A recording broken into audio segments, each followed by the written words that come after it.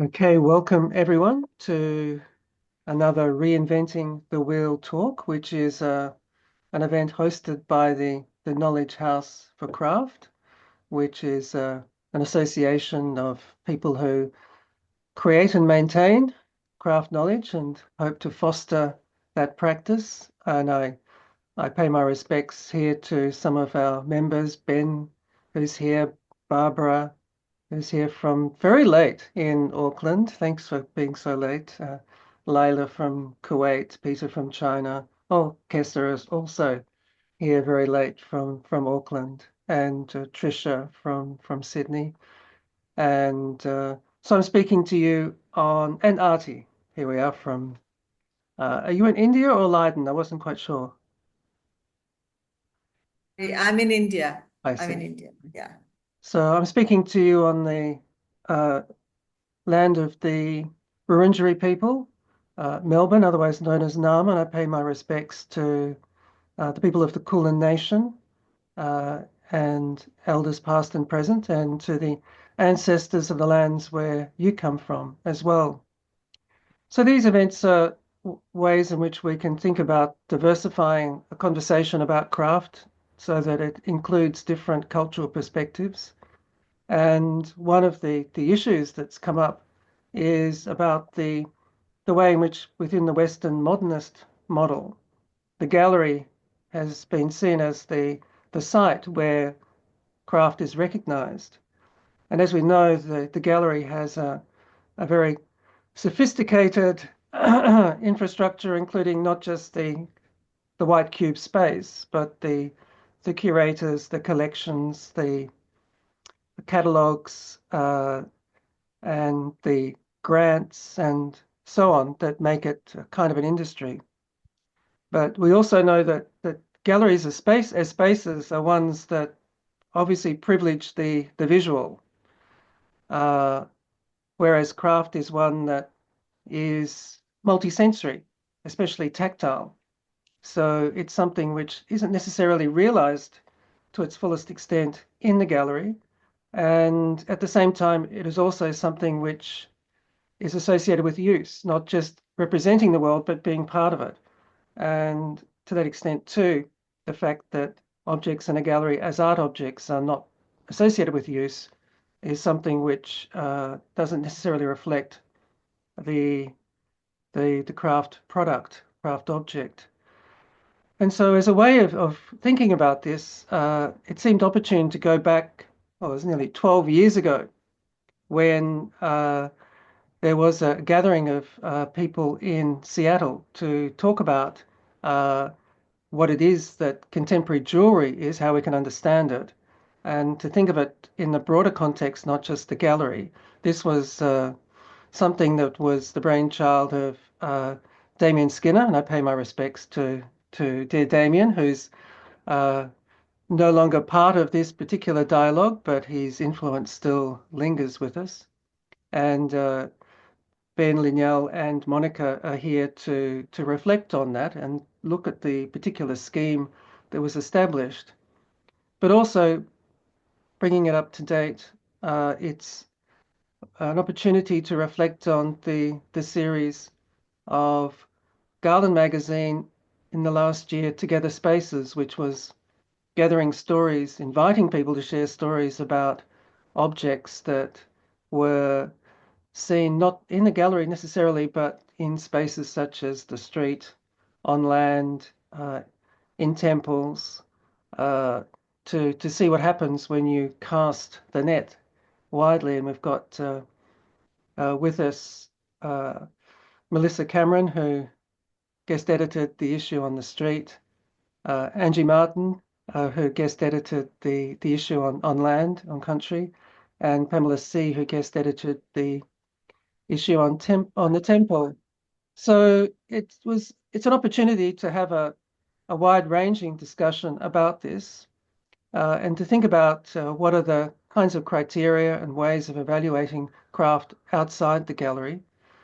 Please feel free to use the chat function because I'm sure uh, all of us here have different perspectives and interests, and it would be best to maximize it by if you're not able to interject, at least to be able to put a comment in the chat. But I thought it would be good to start off with looking at the Contemporary Jewelry Perspectives project at the Art Jury Forum, and I wonder if there you are. Wonderful. Ben, if you'd like to start us by perhaps setting the scene for this project, and Monica to discuss it upside down. Yeah, we had a brief chat with Monica, too brief perhaps to settle on a way to sort of ping pong between the two of us, or the three of us, Kevin, about the way that this project was initially put together. We sort of loosely agreed that I would start by presenting how we met, what we tried to do, and some of the ambitions and benefits of the spatial framework that we came up with all those years ago. So I'll do that, and I hope not to take more than 5 minutes to do that, and then I'll pass it on to Monica. Or Monica, you will interrupt me in the middle because I'm speaking nonsense. Up to you. So the spatial framework is a quick definition could be that it's an editorial and conceptual model that allowed a group of craft thinkers, the five of us, invited by, including Damien, to revisit the meanings and values of contemporary craft.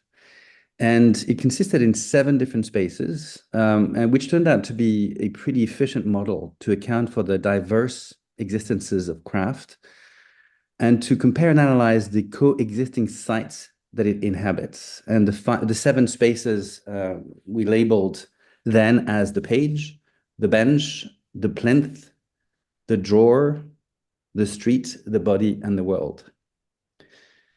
And so as Kevin just said, New Zealand scholar Damien Skiri invited a bunch of people to come to Portland in Seattle, in 2011. He was commissioned by Art Jewelry Forum to edit a book on contemporary jewelry practices around the world. He invited Kevin from Australia, Monica from Spain, Namita Gupta-Wiggers from the United States, and myself from France, to participate in what was a week-long brainstorming session. Concurrently to this, he had also commissioned a bunch of people to write historical overviews of the history of contemporary jewelry on different continents. Our mission was to come up with a generative framework that would do justice to the ubiquity and polymorphic nature of contemporary craft practices. So we sat down for those 5 days in what now feels like a pretty secluded sort of, papal election-like room. There was almost a feeling that after the 5 days, there would be white smoke coming out of the chimney. We were allowed to go out for lunches, but that's about it. And at a time when Damien invited us, contemporary jewelry was going through multiple transformations. It was occupying many spaces at the same time. And this is why perhaps this spatial framework seemed so useful at the time. You could encounter contemporary jewelry in museums, in high street shops, in public parades and white cube performances, in your mother's treasure box, and on the lapels of politicians. And we were interested in all of these conditions. And so we brought to our conversation the knowledge that contemporary jewelry was happening in all these spaces, and also our varied experiences as museum curator, writer, scholar, and maker. So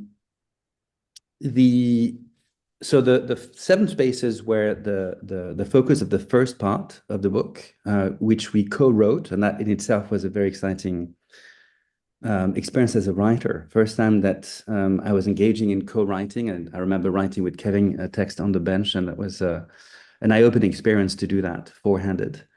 The 4 spaces, as I just named them, have very literal names, but they refer to a variety of non-literal things. So for example, the page is at once a very real thing. It's the page of a book, but it's also referring to the setups, that this describes, discourse that is produced on contemporary jewelry. So the page might include the conference room, might include a newspaper article, or a discussion, informal discussion where people produce knowledge. We came to those spaces after a lot of discussion, and I foreground this because I hope we get to the point where we question those spaces, and we question the seven ones that we came up with to begin with. I think it was clear to us back then, correct me, Monica or Kevin, if I'm wrong, that we could have chosen others.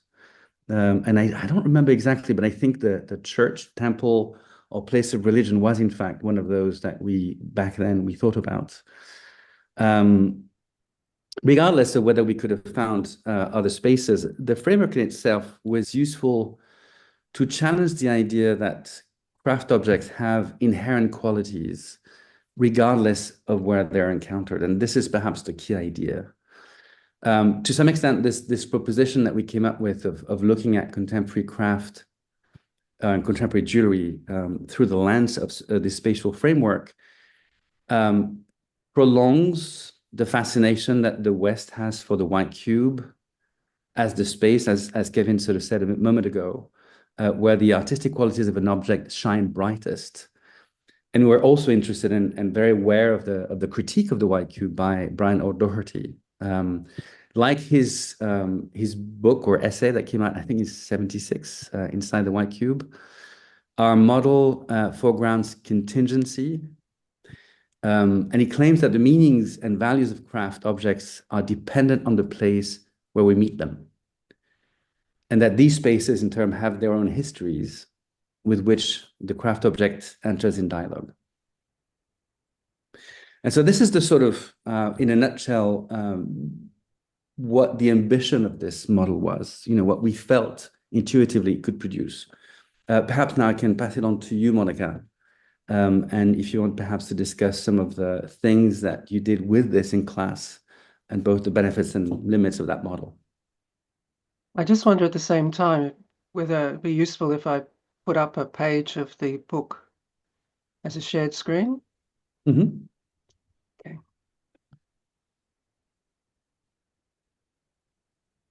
And this is kindly now available on the Art Jewelry Forum website. Thank you, Kevin. This part we wrote together, that Kevin and me were for the street section, and I was also part of the body space with Namita. Listening to you, Ben, thank you for this kind of summary and recapitulation of what was to define these spaces and to work with them first as an experiment and then as a kind of a confident space that within its limitations and its things that we missed, and of course as a proposal for the contemporary jewelry field, it did something to the community of peers. I think it did something also for how contemporary jewelry could be thought and approached and historized and maybe appreciated with a different value. So the book in itself also as a space of recognition and a space of possibility for new knowledge about this field. And listening to you talking and hearing again this word that in the past 10 years somehow I have been struggling with, this idea of white cube, and less because of the cube and more about the white, and thinking about how wide were all the spaces that we described, and white here standing not only for color but also as a condition of privilege, and in a way also how conflict-free were the narratives that we somehow highlighted or defined the space with all the potential of friction and of different kind of realities coming together, but in a way quite conflict-free. And using this frame in the context of everyday teaching, it has been a very useful educational tool. In my case, in the context of product design students, thinking about how their practices, regardless if they are more in a craft context or if they are more in a designerly way of approaching the making and unmaking of the world, to make them aware how context sensitive these practices of making and unmaking are. And for this kind of framework was very useful. So this context awareness, and also this idea of coexistence of different stakeholders that they together they somehow shape a particular discourse. And these are, for me, kind of the learnings of having been part of this editorial project.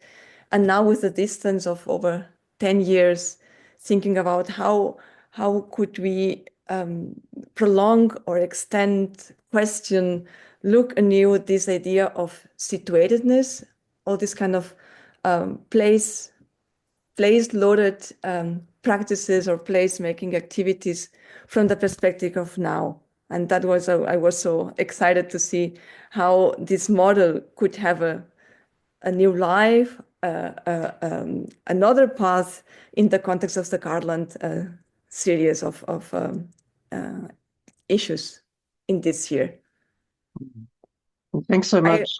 I would leave it here for the moment as the start. Yes, no, I think what you've both demonstrated is the generative nature of this kind of methodology when you look at it spatially in terms of something which isn't just focused in the one space of the gallery, but outside of that, and to think about it critically, and to think about the interests involved. Like when we worked on the street, Monica, part of the interests there are particularly around identity, because that's something which is negotiated much more on the street, certainly back 12 or so years ago than in the gallery. Similarly with the body, pleasure, the experience of wearing the jewelry as something which is to be considered in that. So each space had its own set of interests, and that seemed to be quite important. But I think stepping back a bit, one of the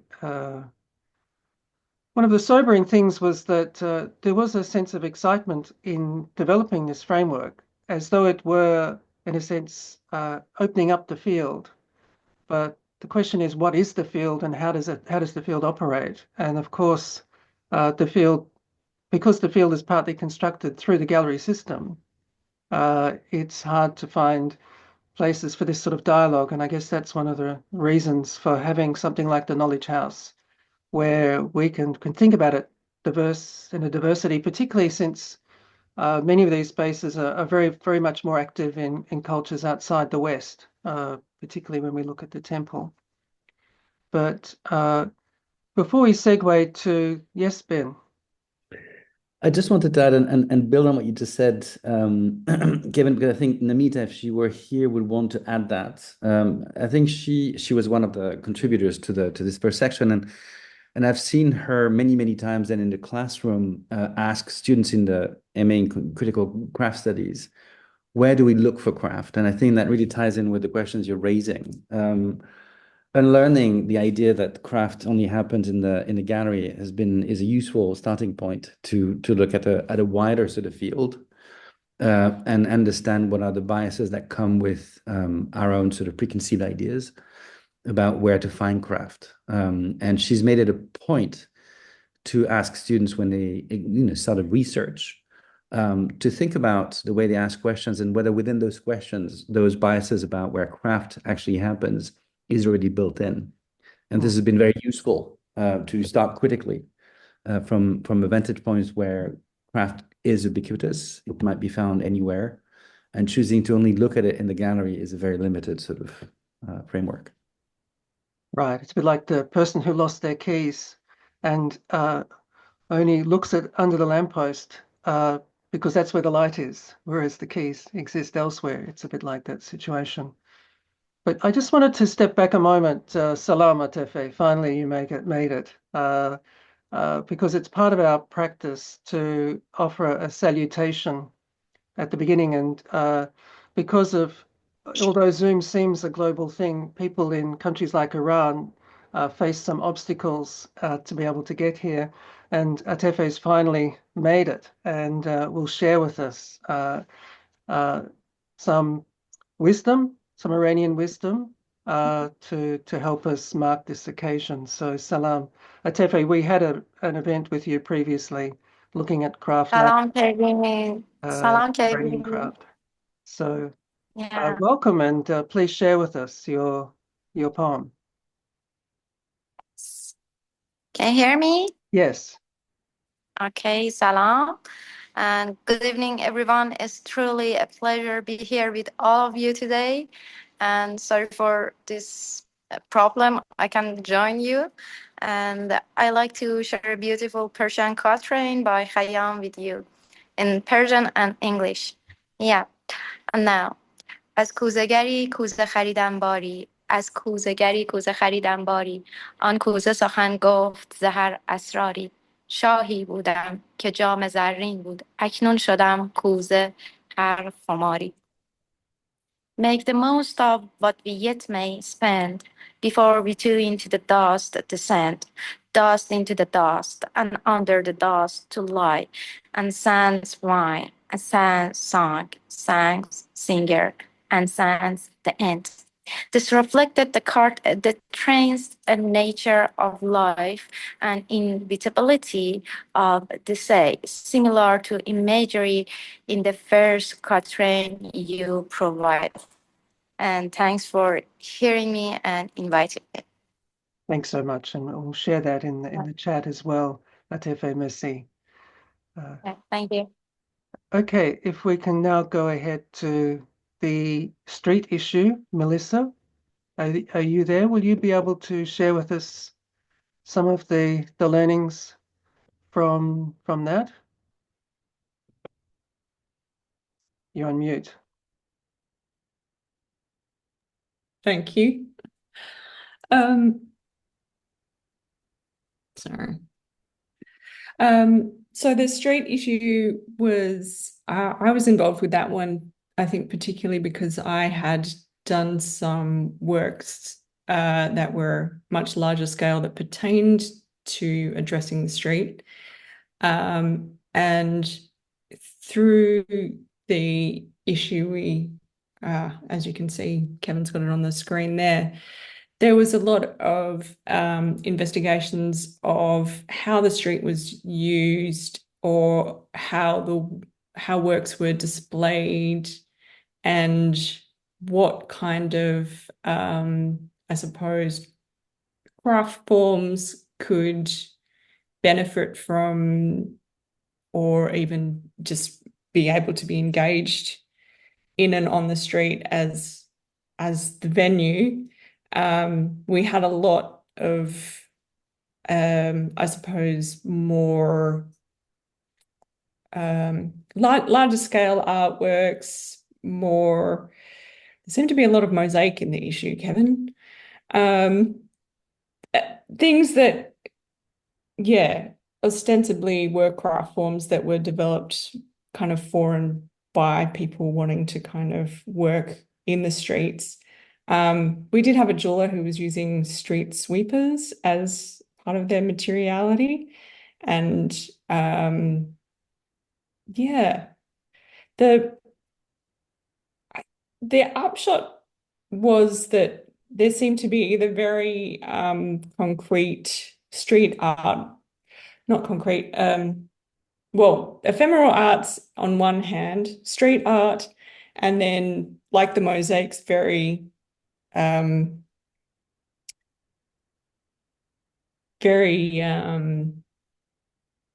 yeah, I suppose concrete's the word. Very planned, very specific engagements that ended up being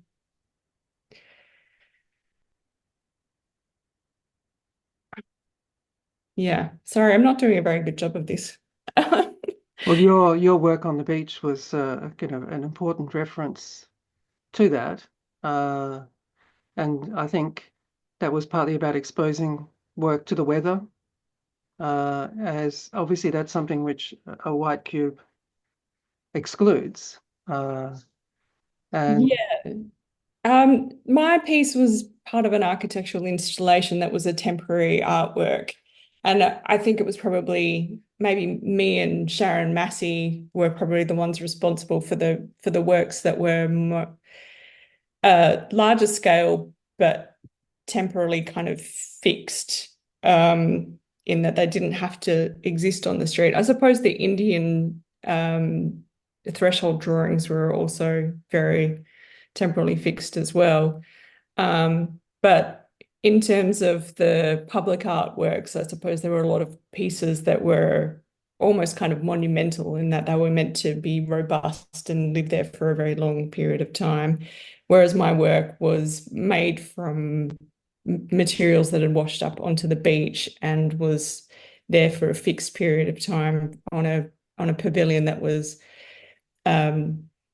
designed specifically for a short-term run during an arts triennale. So yeah, the Sharon Massey work that I'm referring to was also made in the United States and takes over a kind of parklet, a corner that is grassed but is used by her and her students once a year, typically for the construction of large kind of cardboard forms that form like a parade.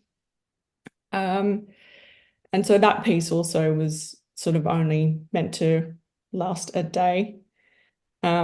Yeah, the street action section was interesting in that there was a lot of opportunity for protest art and other kind of forms of artwork to kind of have a venue. Yeah, this is the Sharon Massey parade. She's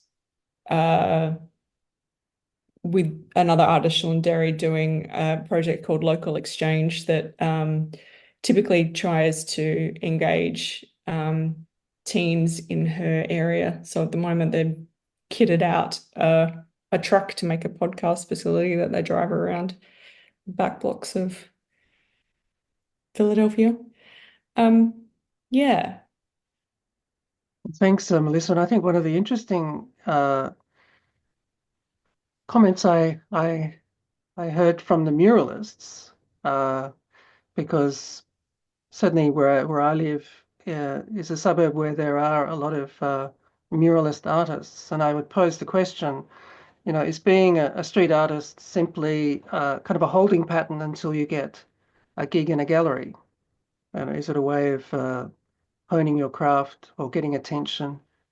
So finally you would be able to get an exhibition, because that's, I think, a lot of the way in which it might be seen. And the response from some of them was that actually they prefer to have their work in the street because they get a lot more interaction from people and they get a broader audience than they would if it was in a gallery space. So that was quite interesting in terms of the social understanding of these spaces. I have to interject there and then say that because of the nature of the building codes in Western Australia, the street art gigs are kind of more formalized. I mean, there's obviously the, non-accredited types of street art that just turn up in places, but because of the schemes that we have, some of the street art pieces are better funded than gallery art pieces here. Right. Well, here in my suburb, street artists put a call out to say, does anyone have a blank wall that they would like me to use? And Practice on. they might pay for the paint, but that's all.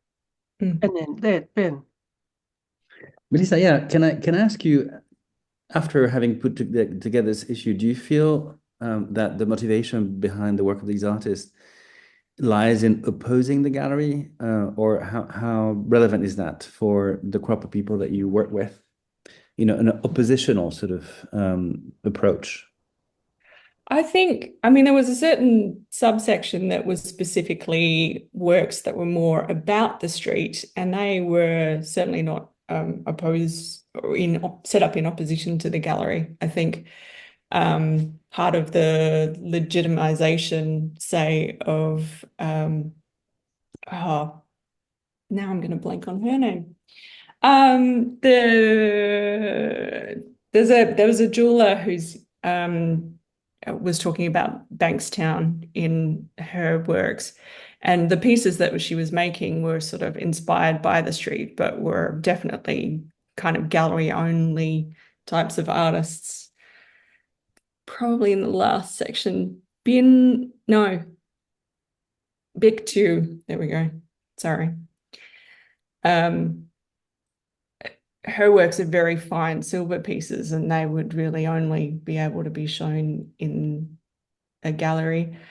I think there was also several sort of illustrators who were commissioned to do works, and other tapestry artists and things who were not specifically commissioned, but probably show mostly inside the gallery. So it as it's very hard for public artists to kind of put their work inside the gallery. So Jeff, what's Hogg. Jeff's name?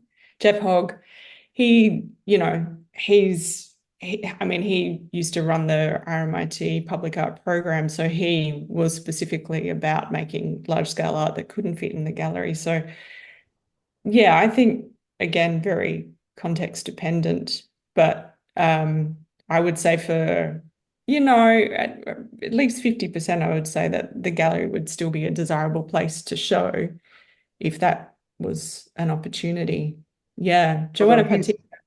an interesting perspective on that. This is an activist ceramicist, Joanna Partika, who got into a lot of trouble because she was they'd sprayed a logo on one of Australia's iconic paintings of the bush in protest about some gas development in a peninsula in northwest Australia. So it was using the gallery as a site of protest, of which was happening a fair amount at that time. But one of the interesting things about her practice is that her work as a ceramicist has really nothing to do with protest, but she sees it as still part of her idea of being an artist, that there has to be an appreciation of beauty and an engagement with that in order to be alive. And it's part of that which informs her protest at this kind of industrial development.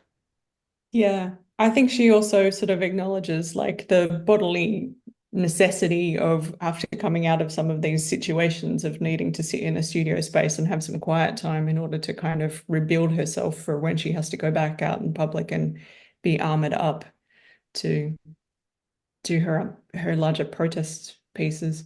She spent a lot of time in the law courts over the last few weeks. She's been facing some charges for that and some other protests she's been doing. So Ben, I guess there's interesting. Different people have different ways of relating this practice outside and inside the gallery in different ways. Perhaps, yes, Monica. It's interesting to combine the space of the gallery and the space of the street, because the gallery it has this kind of origin in an architectural, very kind of European kind of construction, and the kind of the skin or the interface between the gallery and the street is this glass, no? Is this gallery, is this showcase, is this kind of limit between the commercial and the non-commercial space. And I wonder what happens when we, instead of using the word gallery that is so loaded, also in the way the West has been using the public space as a space of demonstration. Even if you live in a country that you can kind of freely demonstrate, you can even be activists like this ceramic artist that you just show. And at the same time, you can have this kind of access of looking at, again, this kind of visual thing, no? This kind of a window licking moment that you perform from the street to look into the gallery. What happens when we maybe don't use the word gallery because of this loaded architectonic based on a kind of understanding of what is public space and what does it mean to be a citizen in a particular place of the world? Instead of using that word, and we come back to what in the arts in the 60s was suggested, to stop using the word studio and to start using the word site, and to stop using the word gallery and start using the word space. And then maybe something different happens, because the space is less loaded than gallery. Gallery, I think of Arcade, I think of Paris, I think of window licking in a posh place. And maybe it would be interesting to see what happens in our conversation if we understand, if we don't use the word gallery, but we use the space. the art space, the craft space, the object space, thinking about Auckland, for example, there is the object space gallery, and see what happens then. Because then it come other terms like off spaces. Off from what? And then you have also this element of reclaiming that space of creating value when it's an artist-run space or a craftsperson-run space. I would be curious to see what does this change of wording do to the conversation for you. Yes, that would be interesting. It seems a lot less institutionalized as a way of thinking about that. Might be useful to bring in now Angie, who was the editor of the issue on land as space, a space for reference, which of course is very important in a country like Australia. Welcome, Angie. Thanks, Kevin. Hi, everybody. Yes, I had the honor and pleasure of being the editor for the Land edition last year. I'll go back a little bit. I came to the Garland community about 2 years ago when I was invited to write an article about sandalwood oils. I'm not sure if any of you saw that, but I called it the fragrant, what was it now? The fragrant scent of Dutchin oils. And it was an Aboriginal owned company over in Western Australia who approached me and said that they had this opportunity to publish in Garland. And I learned about how these traditional owners were using the land. They had been given land rights over their country. And they had a unique agreement though with government. Most Aboriginal people, you can get land rights, like my group has land rights, but they had land rights with extraction. I think they are maybe one of the only traditional owners in Australia that have this commercial line in their contract with government. And so these people have, the Matu and the Wangi people have just run with it and created this amazing company called Dutch and Sandalwood Oils. So that was about 2 years ago. And then I got to know and, see what Garland was doing and, fell in love with a lot of the work. So Kevin said, hey, would you like to be the editor for the Land edition? Now, I'm actually a writer. I'm a crime fiction writer, and when he invited me to be the editor, I was not too sure if I had the knowledge and skills, but I contemplated the theme of country and what it meant to me and what it meant to my own writing. And I see, fiction writing as my craft, and that allowed me to kind of navigate all of the submissions that we were receiving, and we received so many. It was really beautiful, the amount of stories that were shared with us. So we had quite a number of Aboriginal people who shared. Dominique White did. I actually attended one of his exhibitions and was just really inspired. And afterwards, I went and invited him. I was like, I love what you're doing. Would you like to share your story in Garland? And he said, oh, I don't have the best writing skills. I was like, that's all right. I'll help you do it. And so we, his name's still on this because it's all of his work, but I did, his English, language was not, he admitted it, he wasn't that confident with it. So I helped him to polish it up, and we got that beautiful article.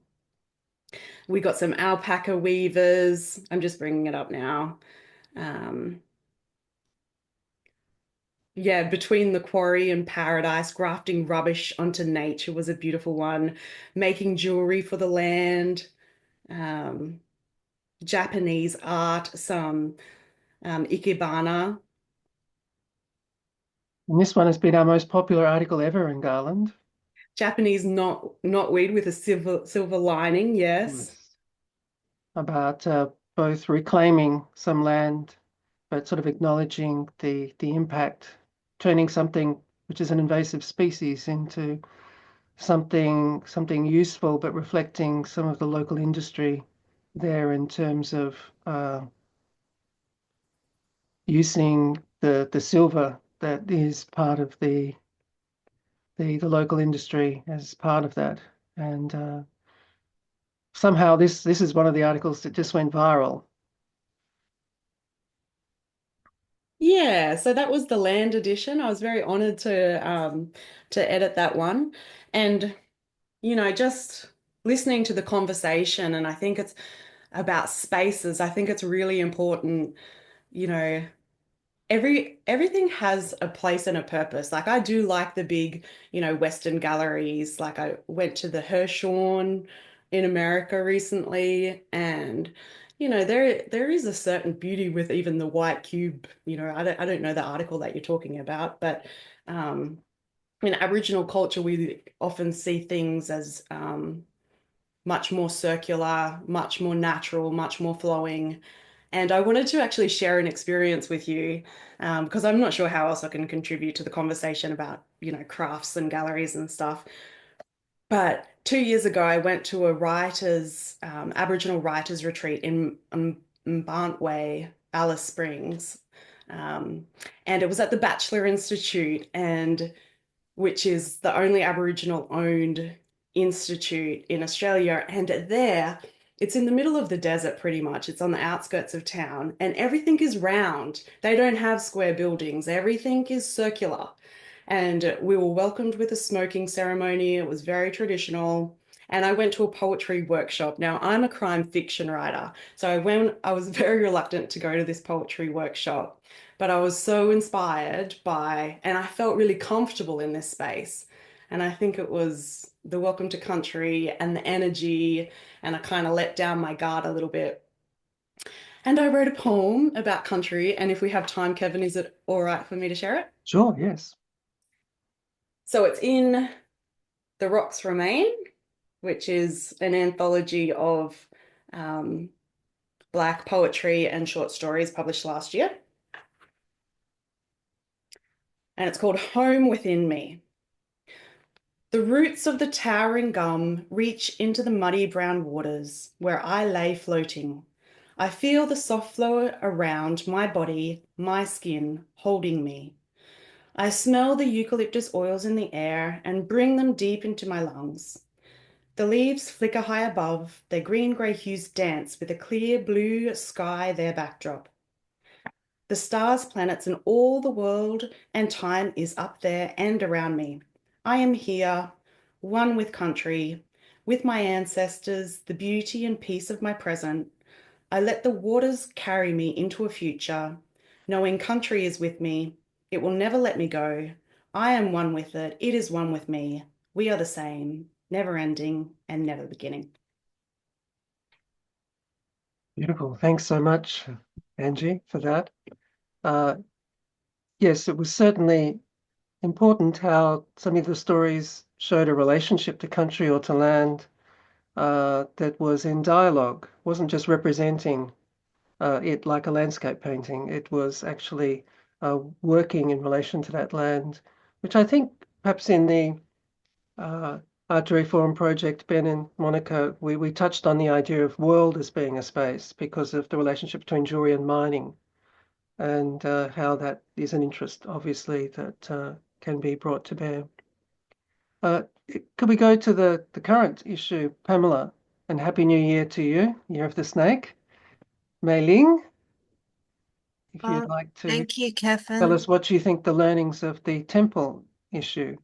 I feel honored to be speaking to you today from Nanjing, land of the Turrbal people, but also to be given the opportunity to speak after everybody else, so I can quickly, with respect to this issue, address, for instance, with Jury, Ben, and Monica, what we found with this particular the 37th issue gallery and temple is that I think we could see how the gallery in comparison to temple presented somewhat of a more safer space, because I think within the temples, the ideologies are quite specific to like a religion, for instance. So we had Hindu temples or Buddhist temples, for instance, and the craft that was associated with them. And I note that with jewelry as well, that I think, and as a craft practitioner, that things that we make are always repositories in some ways of our values, and particularly when we wear them, and say in a religious context, they become like, I think the word is regala. When they're wearing it, it's a real expression of that. So flagging to other people of the same belief systems. Melissa with the street, was in terms of temples, and then galleries. It's about, I guess, what we found was that the different communities, more often than not, funded through their followers, like the people who believed in those religions, all of that craft. So that means a fundraising, as opposed to some of the galleries that we're looking at in this issue, and the curators that so generously wrote about the crafts within them. They're publicly funded. So again, it becomes somewhat of a neutral space. I'd be really interested in this discussion that we're going to have soon about that notion. And then I guess with Angie also, that you made me realize that in Temple Gallery, it's primarily associated with settler communities. So most of the articles had to do with people who have come from other countries, diaspora, and how they've brought their beliefs over, and they've manifested within gallery spaces. So in general, we looked at temples and galleries, how they were created, how they were maintained, and the activation of these sanctums, but also the other way, in terms of how these, I guess, the rituals, materials, aesthetics, and things were applied to a museum gallery context, activating them in terms of the sacred, even just the fortuitous. So specific articles were written by David Chiha, who was an artist that applied his skills. He does stencil art primarily in galleries, but he brought them to a temple in Laos. Then artists like Tiffany Singh and Mark de Poiters wrote about how they brought their different, I guess they're culturally specific, in some respects, to religions, to the gallery spaces. Curators like Elena Diaz Jai Sinha and Tamron Gill also discussed how artists that they worked with also brought to galleries and museums guardians and deities, and how audiences were really engaged by them. So this is all about within other contexts, outside of the white space, the white cube, there would be some points of division, so some reservation to perhaps even enter these sanctified spaces. There were, in particular, I was very interested in a couple of researchers who, one of them, that was Ashani Gupta. She applied a contemporary art lens to, I think it's a Bengali Hindu festival, Durga Puja. I'm sorry if my pronunciation is wrong. So she was interested in how the streets were transformed into what she described as a series of galleries. And then there was another researcher in Australia examining how diaspora from the same community in Melbourne, Midjara Bias, her name was, also they applied it to sporting halls and schools in this country. So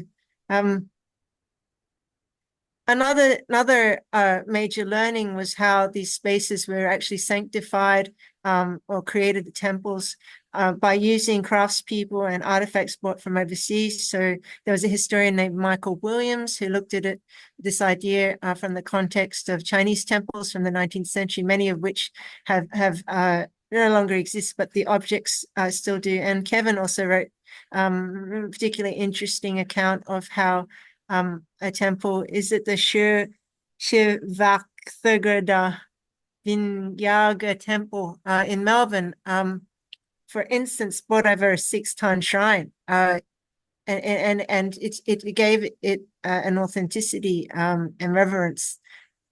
But the greatest value I think I placed in this issue was, and this is what Artisan does really well, is its ability to present the testimonies of artisans who explained their role in the creation and or restoration of these objects. And in this issue, they were Shaloon Latif, Alicia Renzoni, and Anton Hassel. Anton is I had the honor of working with Anton directly, and if anyone has been to Melbourne, there's this amazing installation called the Federation Bells, which you can program in with your phone and app, and it will play a sequence on them. It's a public artwork, but he also produces a lot of bells. He's a master craftsperson for temples as well. So is that okay, Kevin? I think I sort of summarized the issue.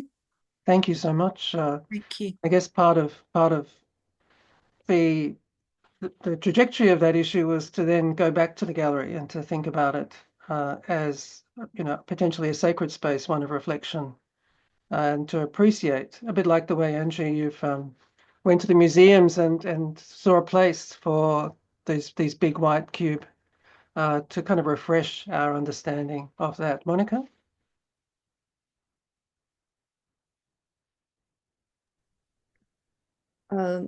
Thank you, Pamela, for this summary of the issue about temple, because somehow thinking through the idea of the sacred in connection to space and the discussion that we have now, I realize more and more than, and also reacting to a comment in the chat by someone that just reacted to this shift between space and place, that the important, the crucial maybe moment of value creation or activation of space is given by an event, a ceremony, something that is time-based. And I think it's in the issue of temple, maybe this is something that came maybe to the fore, and that makes me think how situated is the notion of valuable place in our topic of today, the value of gallery, whatever gallery we want to refer in our heads, and how much is a situated event more than a physical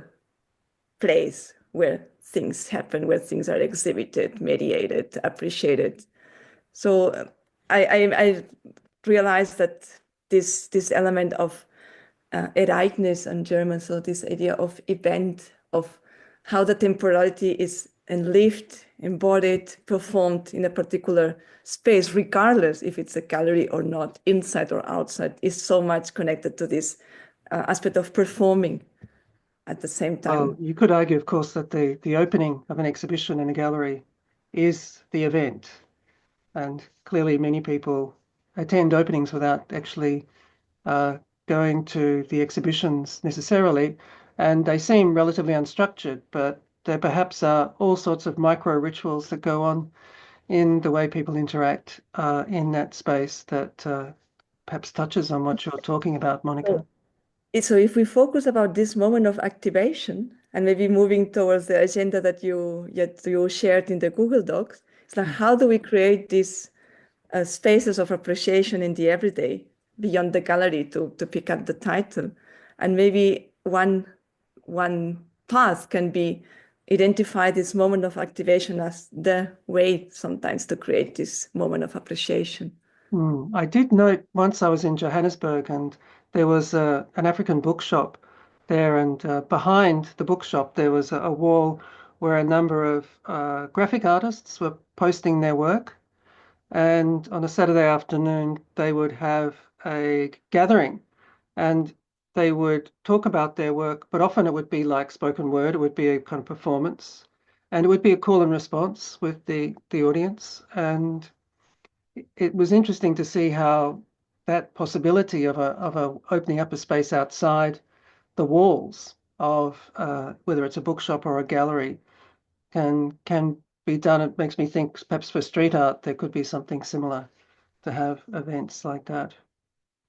But I wonder, Arti, this is something I know you've been thinking about a lot in your work. What's some of the things that have come to your mind as we've been speaking? Thank you, Kevin. Thank you. Lovely to meet all of you, and thank you for opening up this wonderful discussion about the gallery and also the question of space.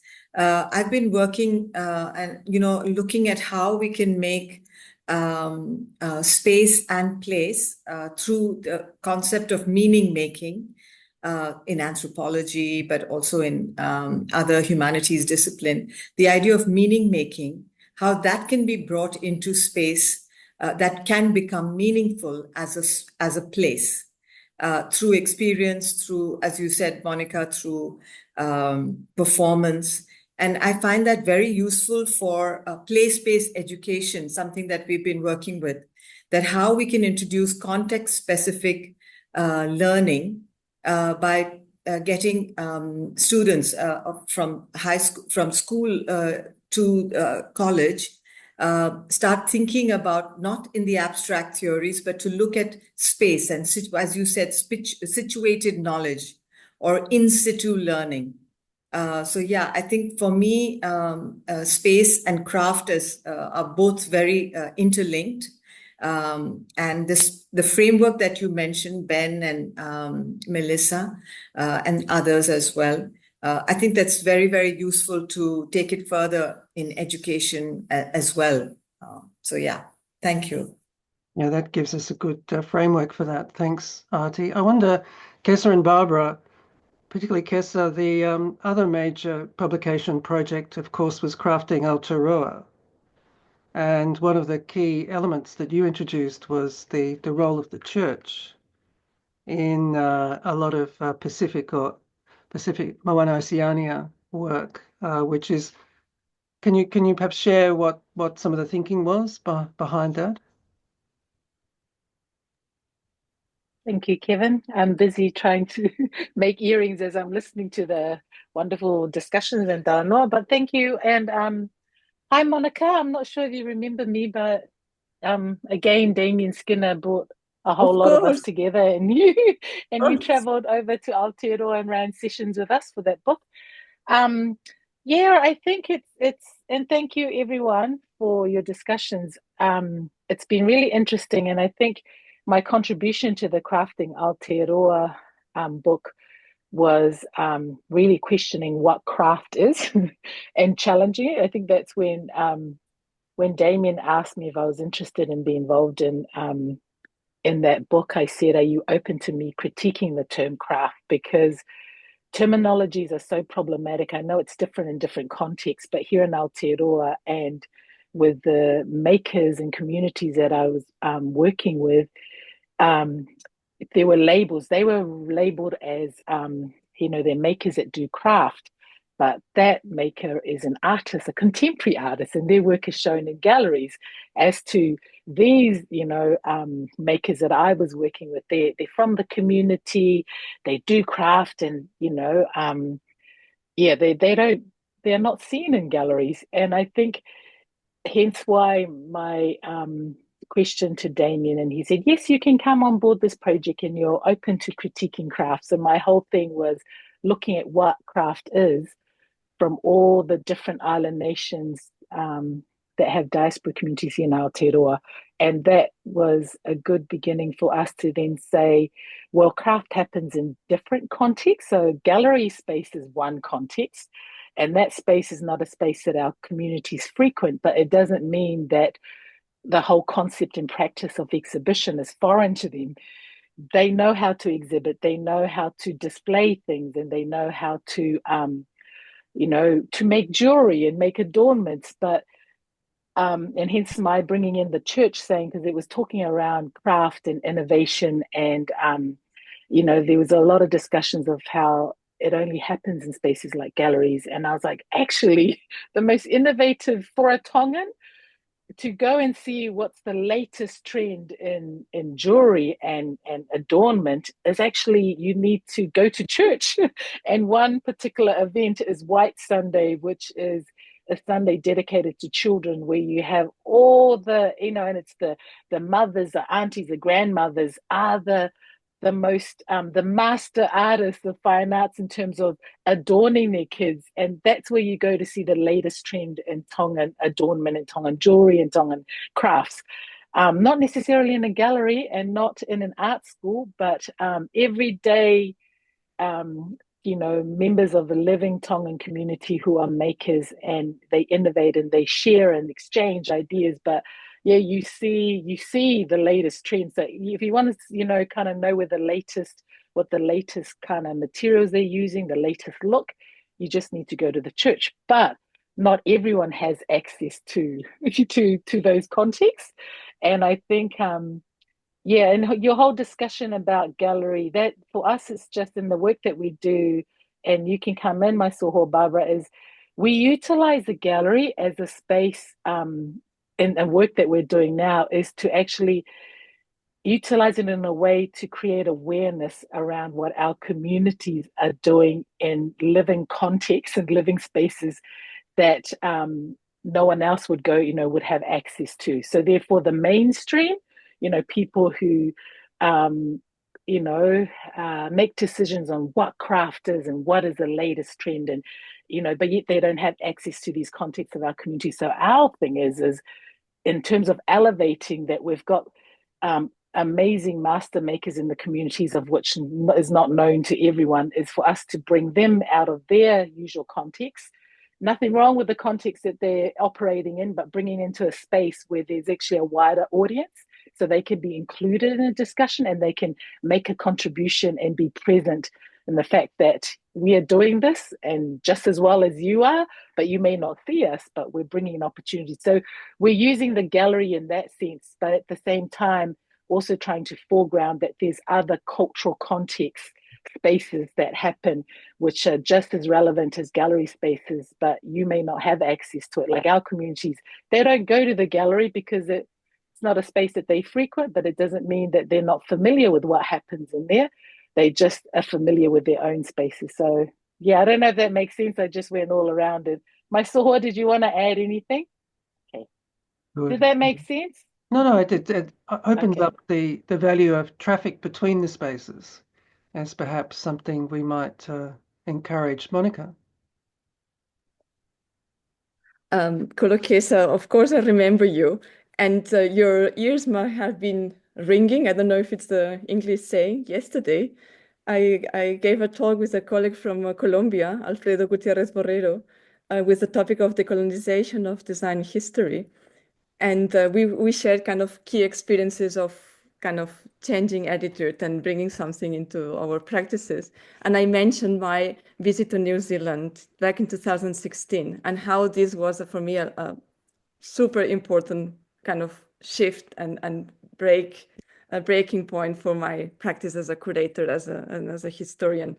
So I really kind of pick up this moment yesterday in this other lecture to recall the encounter and the conversations with you and with the communities that I met back there in Auckland, and how important was to somehow put in question, so where is the knowledge and who can create a space that is inclusive and it's kind of generating something that is valuable back to different communities. And that was for me the kind of the learning, the absolute kind of mind-blowing learning, coming from a kind of a westernized, you are the curator, you are the not informed person. This is inside of the gallery, this is outside of the gallery. And how all these projects like curating with communities, bringing what is an expert, kind of mind-blowing, what is an expert? What is a curator? So that was really kind of, I talk even today, even still about this experience. And of course, because of the discussions that are now in this way, kind of this decolonization discussions were for me back then already super crucial. So of course, I remember this discussion, and this is something that brings forward the discussion about beyond the gallery. Thanks, Monica. And obviously, one of the key goals of this forum is to just continue the conversation, which hopefully will extend beyond the meeting we have here as well, since there seem to be so many seeds of ideas planted. But I wonder if we could hear from Lokesh Guy, because you've introduced the story of Bobby Palmer, which I think would be quite interesting to share. And Lokesh, of course, is somebody who's really blazed a unique path as a writer, who is both a practitioner and a thinker in going to the streets, going beyond the established spaces to think about work happening in India. So, Lokesh, what would you like to share about Bobby Painter? Yeah, so, hi everyone. Thanks for this opportunity. So, I think Bobby is one of the example of how there are so many street artists and they provide us like this secular art. So, he passed away and recently, and he used to paint these panels which are covered on the tires of auto rickshaw, and it was for the drivers were his customers, and he would even paint the number plate also, and later the government policy banned, so it's also brought a question on their livelihood because the policy changed. But I thought he's a very interesting example because he's making for the customers who will never go inside a gallery because they are gated spaces, and also there's a class division. So he's creating art for people, for the people, by the people, and you get an intimate scene of like viewing his art if you're sitting in that auto rickshaw and for the driver. So I thought it's a beautiful story. Thanks, Lokesh. And I guess that's a reminder that those of us who are writers or scholars, that's certainly something that we can do in extending our work and acknowledging and recognizing those whose work aren't institutionalized as we might see it. Does anyone else have anything else to add to this conversation? Lord Trish. Just listening to people and the discussion that's gone on, this notion of where value lies in craft, and a very traditional one of the auction house, and the value of things. We're certainly in craft in the design field with our students. The emphasis is really so much on the position of being responsible for sustainability and really careful use of resources, and it's sort of this anti-capitalist ideology almost coming through in that sentiment.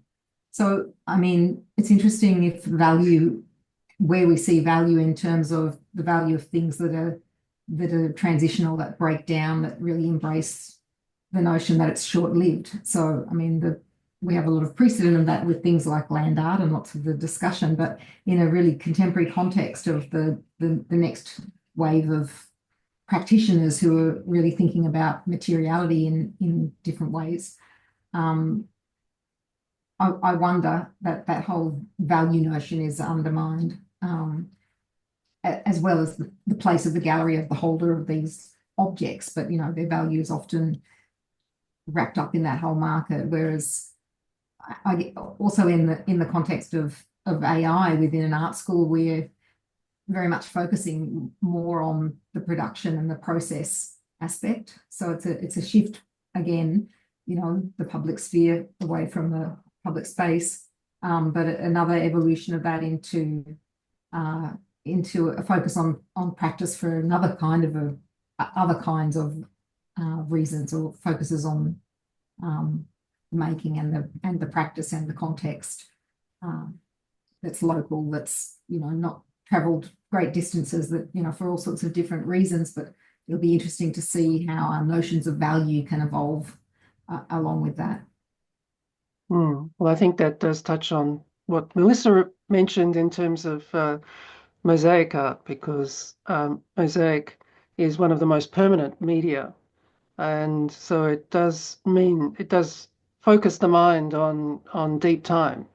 And so some of the mosaics referenced in the street issue were about geological time, in terms of the Blue Mountains, for instance, which is that space that was formed outside of Sydney, or the development over history of a particular town in Queensland, through different generations.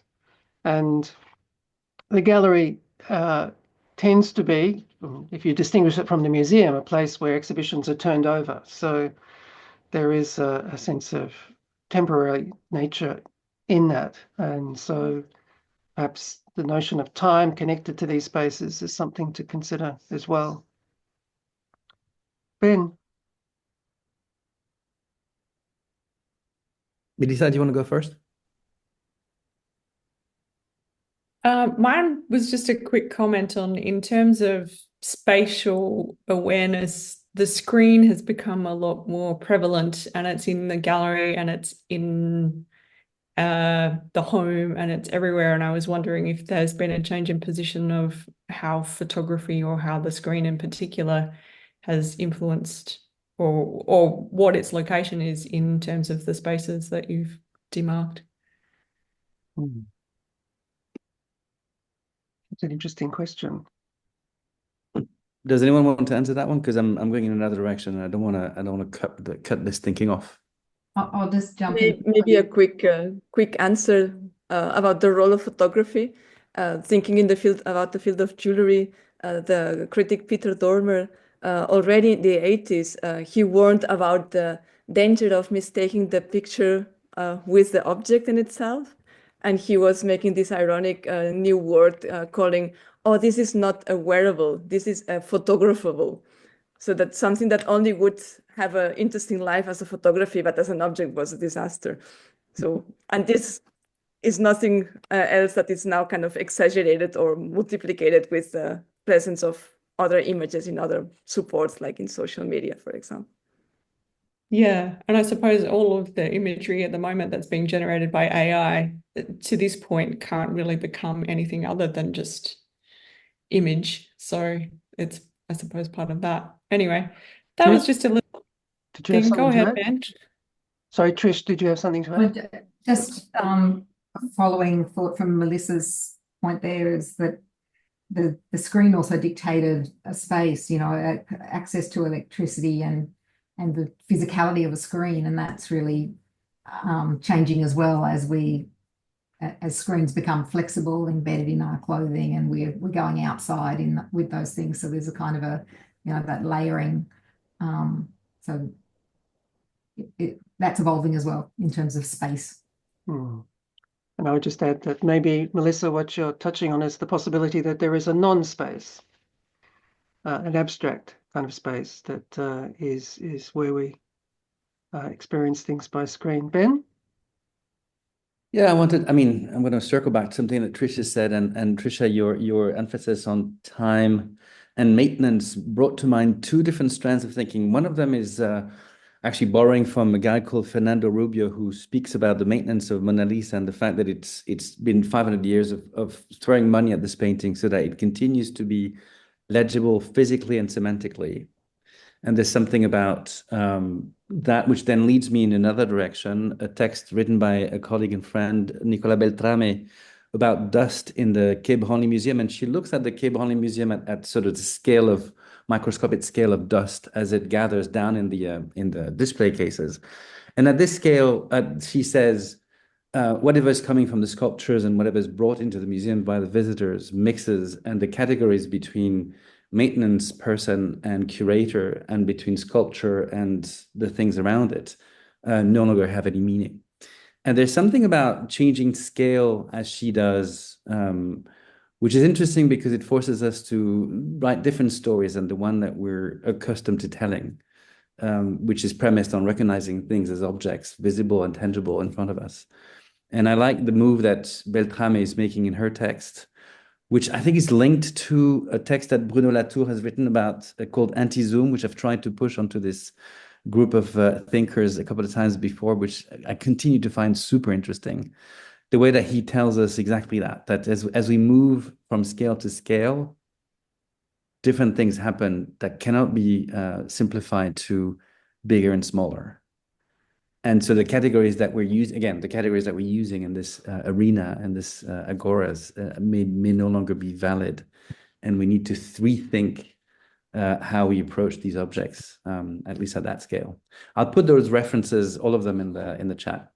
Thanks, Ben. And just today I saw that a local gallery here has an artist who's exhibiting work made from museum dust, which he's collected from specific museums, and he's cultivated the organic material inside it. I haven't seen what the work looks like, but it has a creative possibility as well. Is there anything else anyone else would like to add?